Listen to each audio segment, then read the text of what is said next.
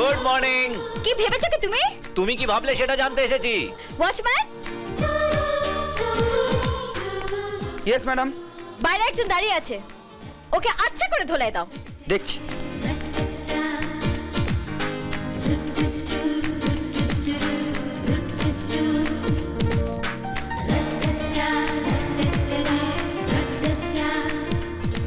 Madam এখানে তো কেউ নেই।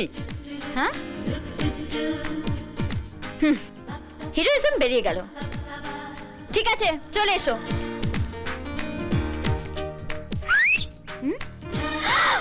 কি ভেবেছো ভয়ে পালিয়ে গেছি?